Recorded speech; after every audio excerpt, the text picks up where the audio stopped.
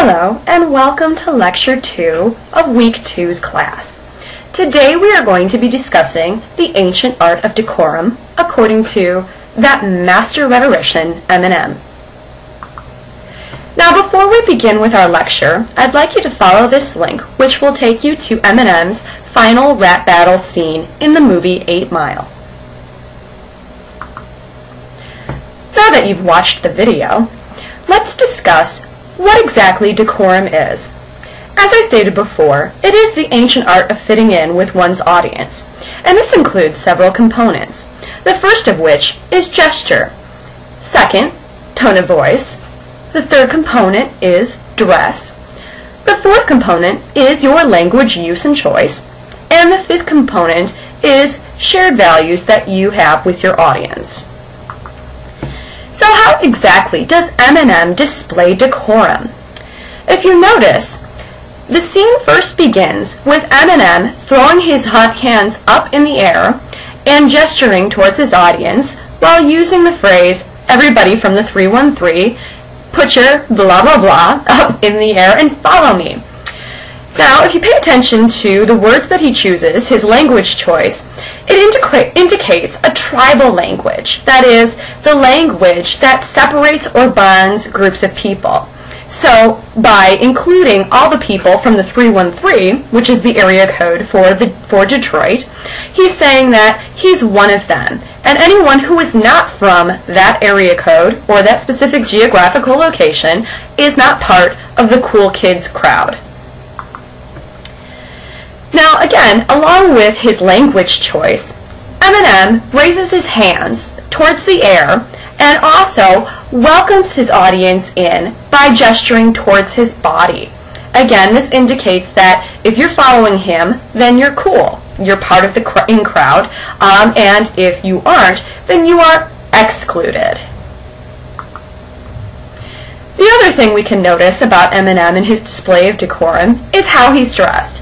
He's wearing what one would consider a wife beater, baggy sweatpants, and a hat on his head. Now, you can imagine that he would probably look really ridiculous if he showed up to the battle scene wearing a suit and tie. Again, he is mirroring what his audience is wearing and what his audience expects to see him in. And again, let's revisit Eminem's language choice. If you notice, his words are monosyllabic, or otherwise known as using only one syllable. They're short and punctuated words.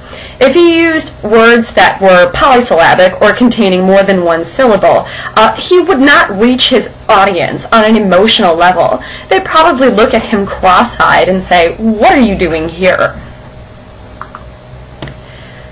And also, if you recall, the concession, which is agreeing with at least part of your opponent's argument only to smack them down, is quite a useful figure, and Eminem displays it masterfully. When he talks to Clarence, or aka Papa Doc, he says, "You know what? I am white. I am a bum. I do live in a trailer with my mom. So what? What else do you have to say about me?" And to which Papa Doc clearly has no response. He wasn't expecting Eminem to hit him back by acknowledging all the things that he supposedly should feel embarrassed for. And finally, Eminem, after conceding the points that he knows Papa Doc, or Clarence, is already going to make, he destroys his opponent's credibility, which of course was predicated on his Papa Doc or gangsta image. Now, he says his real name is Clarence, which doesn't exactly sound like a thug from the hood. He goes to one of the most expensive private schools in Michigan, and his parents are still married. Now, again, these might seem to indicate values that you and I would share, but we're not the ones in the final rap battle scene. We're on the sidelines, right? His audience is supposedly from the streets, from the hoods, broken families, high school educations at best.